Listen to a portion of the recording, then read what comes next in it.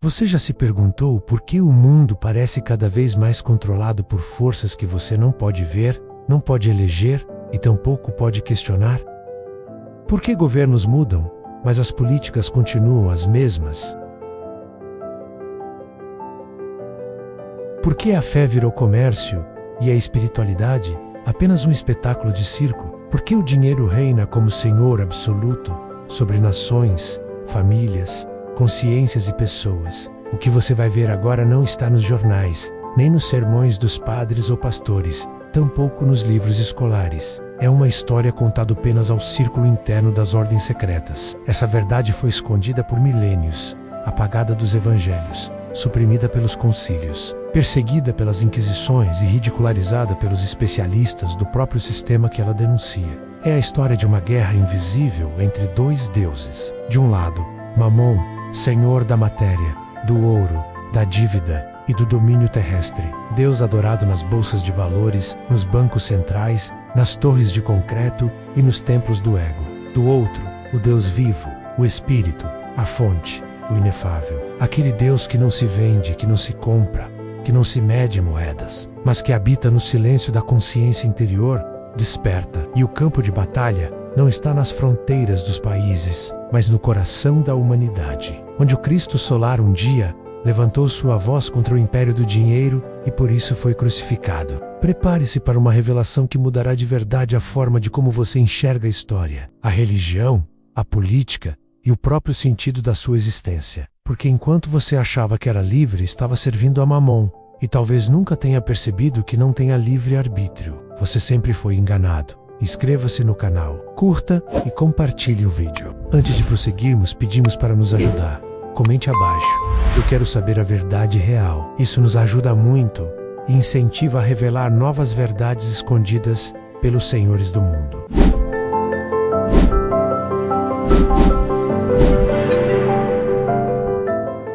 Sente-se, porque agora iremos começar a falar a verdade que você nunca escutou e talvez continue a não querer escutar. Iniciaremos falando sobre a guerra oculta entre os senhores da luz e os reis da matéria. Na alvorada da história espiritual da humanidade, travou-se uma batalha silenciosa entre dois princípios eternos, entre Deus e Mamon, entre o espírito e a matéria, entre a luz e o ouro, entre o reino dos céus e o império da terra. Não é uma alegoria, mas uma realidade mística e geopolítica que se desenrola desde os tempos da revelação primitiva, ecoando nas páginas ocultadas da Bíblia, nos evangelhos apócrifos e nas tradições secretas preservadas por iniciados ao longo dos séculos. Dizem as Escrituras que Moisés subiu ao monte para encontrar-se com Deus, mas qual Deus ele encontrou? Foi realmente o Pai invisível, o Uno, o Espírito absoluto, ou teria sido outra entidade, mascarada sob trovões e leis, que exigia sacrifícios de sangue, guerras, domínio étnico e obediência cega? Moisés firmou um pacto com essa entidade conhecida como Mamon, o senhor da matéria, do ouro, da guerra, do domínio econômico e tribal.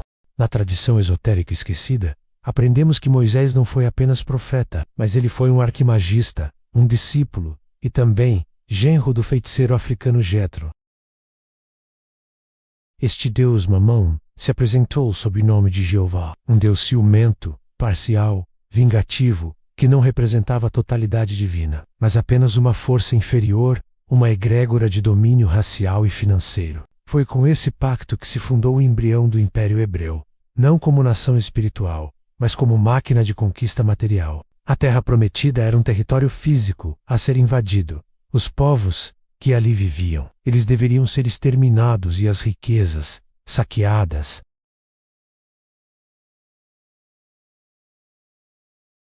Foi assim, nasceu, verdadeiramente, a linhagem escolhida por Mamon para governar o mundo material, governar pela moeda, pelo comércio e pela lei. Essa linhagem dividiu-se com o tempo em dois grandes ramos, um ramo negro e materialista, e o outro ramo místicos e espiritualista. O ramo negro é oculto. As suas raízes não são semíticas, mas de uma linhagem híbridas, conectadas com povos babilônios, chamados Askenazis. Já o outro ramo, ele permaneceu sendo mais espiritualista, mantendo vivas as memórias do patriarca Noé e Abraão, buscando evitar se contaminar com as alianças com o poder mundano. Mas o rebelde Jesus veio e criou uma tremenda rebelião contra Mamon. Séculos depois, em meio à Palestina dominada por Roma e corrompida pelo farisaísmo legalista, surgiu o Nazareno, não para fundar uma nova religião, mas para romper o pacto com Mamon. Assim, ele denunciou os cambistas e comerciantes do templo, que exploravam o povo vendendo o sagrado em nome de Deus. Ele não morreu pelos nossos pecados, mas porque enfrentou Mamon em seu próprio trono, o templo de Jerusalém. Jesus, o Cristo verdadeiro, não era aliado do templo, nem do império, nem dos sacerdotes, nem dos banqueiros da época. Por isso, foi chamado herege, blasfemo, perigoso. Esse é o verdadeiro motivo pelo qual Jesus foi traído, entregue e crucificado. Aquela que compreendia os mistérios mais profundos de seu mestre, Maria Madalena ou Maria de Magdala. Essa história continuou através do ventre da rosa, Maria Madalena. Jesus sabia que Mamon era o verdadeiro governante do mundo visível, e por isso declarou, conforme o livro Mateus capítulo 6, verso 24, ninguém pode servir a dois senhores. Mas essa batalha não terminou com sua morte. Linhagens espirituais merovingia que guiariam a Europa por séculos através da cavalaria, do Graal, da Rosa Cruz e dos reis iniciados. O que a igreja oficial escondeu de todos foi a perseguição inquisitorial a Maria Madalena, a amada consorte do Cristo vivo. Sabe-se que, após a crucificação, Madalena fugiu para Gália, sul da França, carregando consigo o verdadeiro ensinamento, não o ensinamento da cruz ou do sangue derramado, mas o ensinamento da rosa e do sangue real. Segundo a tradição secreta dos iniciados, Madalena gerou a descendência espiritual e também física do Cristo. Nasceu, assim, no sul da França, o Império dos Reis Pescadores. Essa linhagem sustentou a resistência secreta contra o domínio materialista dos filhos de Mamon. Enquanto isso, a Igreja de Roma se aliava a impérios dos banqueiros. Os herdeiros do verdadeiro Cristo guiavam silenciosamente as ordens iniciáticas, os reinos sagrados, ficando a cargo dos templários preservarem o segredo do Graal. O Graal jamais foi um cálice físico, mas uma linhagem sagrada de libertação espiritual íntima. Por isso, foram perseguidos, destronados e queimados vivos. E no lugar dos reis espirituais, assumiram o poder os reis financeiros. Mas quem são esses reis financeiros? Os reis financeiros são os banqueiros, aqueles que construíram um império invisível através do ouro da mentira. Na penumbra da história, onde os livros oficiais silenciam e os escritores oficiais não ousam escrever, começou a surgir um poder superior ao dos reis. Esse poder tem sido mais duradouro que os impérios e bem mais influente que os exércitos. Esse é o poder dos banqueiros. Desde os tempos do Renascimento, em Veneza, Florença e Gênova, famílias mercantis ligadas ao comércio do ouro, da prata e das letras de câmbio, famílias de origem askenazi, começaram a exercer um papel cada vez mais decisivo no destino das nações. Foram eles que financiaram as cruzadas, as coroações e as guerras, pois eram eles quem controlavam os cofres, e por isso, controlavam as coroas e os papados. Foi nesse cenário que floresceram as casas bancárias dos Médici, dos Fugger, dos Del Banco, dos Warburg, dos Rockefeller e dos Rothschilds. Originários do gueto de Frankfurt, os Rothschilds construíram um império financeiro sem precedentes. O patriarca, Mayer Rothschilds, enviou seus 5 filhos para os principais centros financeiros da Europa: Londres, Paris, Viena, Nápoles e Frankfurt. Nesses centros, eles criaram a rede bancária familiar mais poderosa que qualquer diplomacia oficial. Mas foi durante as guerras napoleônicas que o nome Rothschild se gravou com fogo na história oculta da humanidade. Em 1815, durante a decisiva Batalha de Waterloo, a família Rothschild realizou um movimento que se tornou símbolo da manipulação da mídia como arma de dominação social. Nathan Rothschild, em Londres, dispunha de uma rede de mensageiros velozes e eficazes. Através desses mensageiros, Nathan recebeu a notícia antecipada da vitória da Inglaterra sobre Napoleão. Mas em vez de usar a informação para beneficiar imediatamente a nação, a população e o mercado inglês, ele usou a mídia para espalhar o falso boato de que a Inglaterra havia sido derrotada. As ações do governo despencaram. o pânico tomou conta de toda a Inglaterra. A Bolsa de Londres ficou movimentada, caindo com preços lá embaixo. Nathan Rothschild e seus agentes, então, compraram títulos públicos a preço de banana. E poucas horas depois, a verdade emergiu. A Inglaterra venceu a guerra, e as ações de Londres subiram vertiginosamente. E em poucos dias, Rothschild se tornou o homem mais rico da Inglaterra e passou a controlar a economia britânica. Essa história se tornou um arquétipo, a primeira operação de guerra psicológica financeira da era moderna, onde a imprensa, o capital e a informação se uniram como trincheiras invisíveis de um império emergente. Se naquela época a mídia já era usada dessa forma, será que hoje é diferente? Será que ele pensou nele próprio em vez de pensar no povo? E hoje, será que os banqueiros pensarão no bem do povo ou no próprio bolso? Bem, esse não foi um episódio isolado, mas um modelo que seria replicado pelos séculos seguintes. Com o tempo, os banqueiros compreenderam que não precisavam mais financiar reis, pois doravante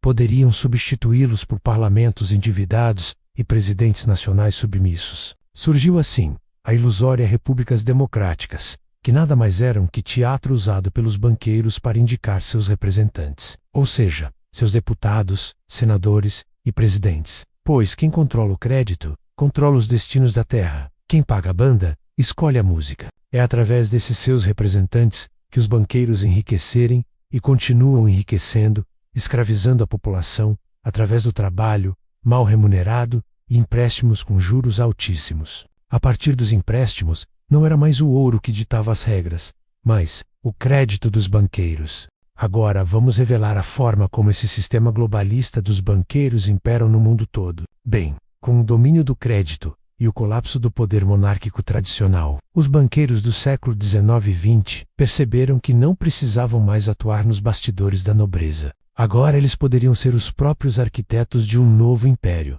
Um império sem fronteiras, sem coroas, sem exércitos formais, mas com os seus representantes em cada banco central. A peça-chave desse domínio foi a criação dos bancos centrais independentes, um eufemismo para dizer que passaram a ser controlados por tecnocratas formados nas melhores universidades, que na verdade são universidades financiadas pelas mesmas famílias bancárias que os indicavam. As missões desses representantes tecnocratas são embaladas em jargões técnicos e visam a mesma lógica: transformar a moeda de um país em uma dívida regulada pelos interesses dos banqueiros globais. O primeiro modelo nasceu com o chamado Fed, Federal Reserve dos Estados Unidos, criado em 1913. Esse banco central norte-americano, independente, ele foi arquitetado por Paul Warburg, membro de uma das casas bancárias mais poderosas da Europa, e com a criação do Fed, um banco central privado dito independente e disfarçado de estatal,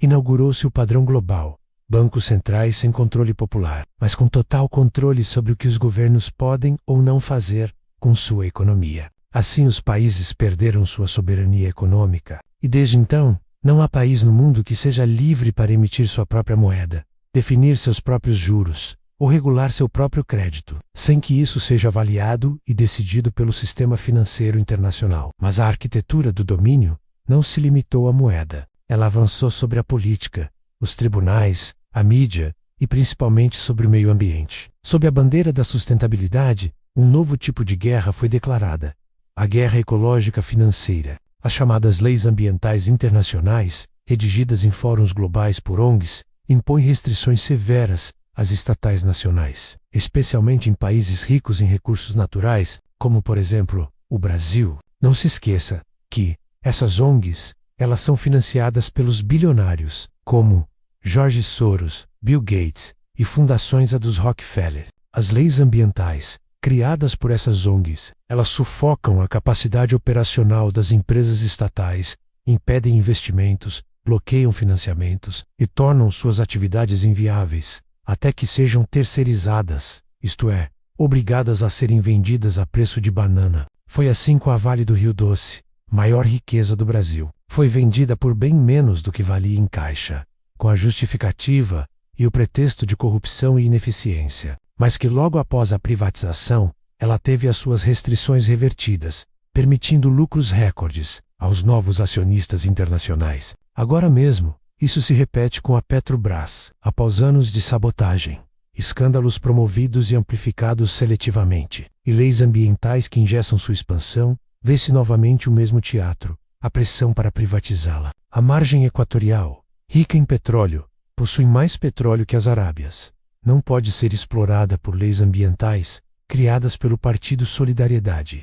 Mas como sempre, será no dia seguinte à privatização que essas restrições ambientais magicamente desaparecerão, para que os lucros caiam diretamente nas mesmas carteiras dos banqueiros que financiaram a sua queda. Esse sistema é composto por bancos centrais subordinados, leis ambientais supranacionais, ONGs infiltradas e políticos corruptos comprados. Esse sistema bancário globalista, ele não é apenas econômico, mas instrumento do império invisível para a dominação mundial. Ele escraviza povos sem precisar de correntes, pois possuem contratos, dívidas, sanções e siglas incompreensíveis. E como ensina o velho provérbio dos bastidores, quem paga a banda, escolhe a música. E os banqueiros tocam a sinfonia da servidão, enquanto os povos aplaudem sem saber.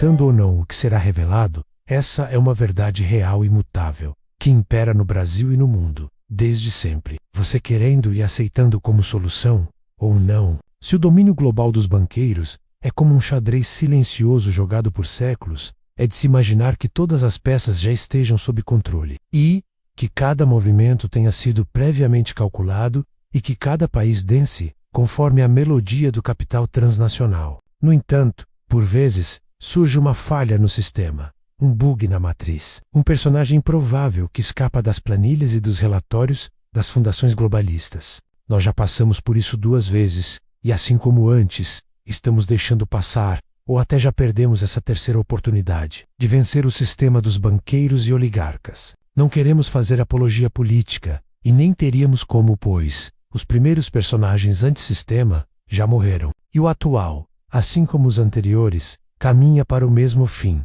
ou seja, será morto pelo agente Smith da matriz, isto é, pelo sistema. Sem perder tempo com o personagem e a oportunidade passada, falaremos do personagem atual, que atende pelo nome de Jair Messias Bolsonaro. Antes desse capitão grosso, sem educação e cheio de defeitos, o país já havia sido totalmente incorporado ao teatro das ilusões políticas, também conhecido como Teatro das Tesouras. O Teatro das Tesouras foi uma encenação pós-ditadura militar, quando supostos adversários políticos, PT, de um lado, e PSDB do outro, disputavam o poder enquanto, na prática, mantinham os mesmos compromissos com o sistema bancário internacional. Fernando Henrique Cardoso, o intelectual das elites, foi o principal agente de privatizações em massa, entregando estatais estratégicas, como a Vale do Rio Doce por centavos, sob a justificativa de modernização. Ganharam bilhões com a institucionalização do financiamento público de campanhas.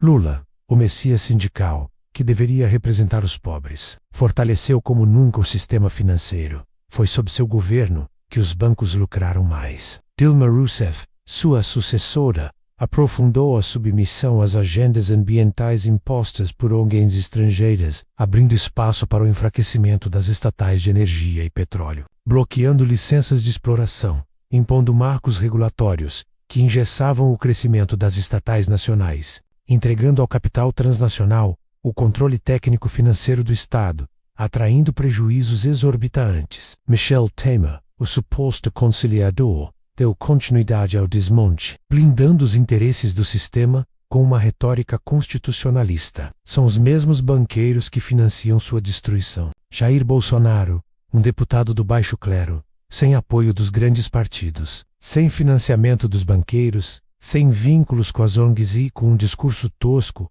nacionalista e antiglobalista, ele venceu a eleição. E, ao mesmo tempo, as ONGs penetravam nas florestas, infiltravam os tribunais e as universidades, agindo como soldados informais da nova ordem, impedindo o avanço de obras públicas. E essas mesmas ONGs que eram financiadas por fundações internacionais como Open Society, a Fundação Rockefeller, a Fundação Ford e agências ligadas à ONU, elas sufocam as empresas públicas com uma avalanche de processos ambientais e pressões políticas. As estatais, então, perdiam valor de mercado, tornavam-se deficitárias, eram taxadas de ineficientes e acabavam sendo terceirizadas, vendidas parcialmente ou sendo totalmente privatizadas. E quem compra essas estatais falidas para serem privatizadas? São os próprios banqueiros internacionais. Mas então, em 2018, algo inesperado aconteceu. Seu governo, ainda que cercado de sabotagens internas e externas, ousou romper com os eixos globalistas do sistema. Bolsonaro rejeitou o financiamento público da mídia tradicional. Mídia que, assim como na guerra da Inglaterra contra a França, só serve para interesses dos banqueiros. Bolsonaro criticou abertamente o globalismo e a nova ordem mundial. Bolsonaro expôs a manipulação climática usada como ferramenta de dominação. Bolsonaro cortou repasses a ONGs estrangeiras, infiltradas na Amazônia. Bolsonaro buscou retomar o protagonismo da Petrobras como empresa nacional. E por isso, o sistema imperialista dos banqueiros respondeu como sempre faz quando alguém ameaça sua hegemonia. Eles usaram e ainda usam o poder judiciário como arma política. O Supremo Tribunal Federal e outras instâncias judiciais passaram a atuar não mais como guardiões da Constituição, mas como milícias togadas de um regime tecnocrático oculto. Foi por intermédio do judiciário que Bolsonaro foi impedido de nomear ministros. Bolsonaro foi acusado sem provas reais por crimes imaginários. Seus aliados foram presos por opinião. Suas redes sociais foram censuradas. Seu partido foi sabotado nas eleições. E, ao fim, Bolsonaro foi declarado inelegível, não por crimes de corrupção, mas por ter ousado romper com o roteiro globalista dos banqueiros. Bolsonaro, mesmo sendo um homem rude, sem educação, de fala simples e sem refinamento político, ele cometeu algum crime igual ou maior que o crime dos representantes dos banqueiros? Maior que assassinos? Maior que criminosos do Comando Vermelho ou PCC? Este tipo de repressão jurídica, disfarçada de legalidade, é a nova face das ditaduras modernas. A ditadura do parágrafo, a ditadura da toga, a ditadura da hermenêutica seletiva. Não há mais tanques nas ruas, mas há mandados em todos os escritórios. Não há mais censura declarada, mas há medidas cautelares judiciais, de proibição e indenização. Balaão foi impedido por um jumento de prosseguir no caminho da destruição, assim como Bolsonaro impede o sistema globalista destruir nossa nação. Não há exílio físico, mas há ostracismo digital e tornozeleiras eletrônicas. E assim, tentaram e ainda tentam destruir Bolsonaro. O Bozo que interrompeu a jornada dos banqueiros feiticeiros Askenazim. Mas talvez essa sua grosseria exterior seja um poder do seu interior, única ferramenta capaz de vencer esse sistema milenar de Mamon. Caríssimos, reflitam. Saiba que o maior crime do Bolsonaro, aos olhos do sistema globalista, foi o de não se ajoelhar ao sistema. Um sistema que apoia ladrões, assassinos, traficantes, corruptos e facções criminosas. Você pode odiar Bolsonaro, mas será ao lado do sistema dos senhores do mundo que você irá apoiar e se aliar? Lembre-se da história de Balaão. Se Deus usou um burro para falar com Balaão, por que não pode usar um bozo burro para falar conosco? Ainda que momentaneamente Bolsonaro não é o herói ideal, mas deve ser visto como o burro escolhido e necessário para essa hora tão difícil que vivemos. Leia o livro da Bíblia, Números, capítulo 22 e versos 28 e 29. Saibam, nem sempre o libertador virá num cavalo branco, usando uma capa, uma espada e retórica atraente. Às vezes, ele virá com grosseria, fúria e desajeito. Muitos heróis foram odiados, difamados e perseguidos, não por seus erros, mas por terem dito a verdade. Vamos encerrar este vídeo com a seguinte conclusão: que os olhos dos sábios abram, pois o ciclo se repete, e desta vez, o campo de batalha não é entre partidos políticos ou políticos, mas entre nações e corporações, entre Deus e Mamon, entre a liberdade sagrada e o julgo à ditadura daqueles que possuem maior poder monetário. A guerra continua. Hoje, o mundo inteiro se encontra, novamente, nas mãos de Mamon. Os banqueiros controlam os governos. As moedas são meros produtos de dívida. A espiritualidade foi vendida, e a religião institucional ela se tornou cúmplice da servidão. Mas nos bastidores da história, a guerra continua. A linhagem de Maria Madalena, sua missão espiritual, ainda vive. Ela se manifesta em homens e mulheres despertos que recusam o sistema imperante e desafiam o império da matéria, ganância e corrupção, que buscam a verdade real e verdadeira, mesmo que sejam verdades que não concorda, mas verdades que vão além das doutrinas vendidas. Os verdadeiros iniciados, eles não portam metralhadoras, mas tão somente espadas feitas de luz das suas virtudes. Os iniciados não ocupam palácios, mas moram em desertos interiores. Os iniciados não compram fiéis, mas acordam consciências. São os verdadeiros herdeiros do Cristo, não o Cristo da cruz e das indulgências, mas o Cristo solar, rebelde, iniciático, o Cristo que enfrentou Mamon e morreu por amor à verdade. O Cristo íntimo da nossa consciência superior, que enfrenta diariamente a Mamon das nossas paixões e vícios carnais inferiores. E você, peregrino, a quem escolherás servir? Ao Deus vivo, o Espírito de luz e verdade que habita em teu âmago, ou a Mamon, o ego ganancioso que se vende por migalhas e governa teus medos e teus desejos? A guerra é invisível, mas a escolha é tua. Pax et Lux, e boa jornada, amados peregrinos.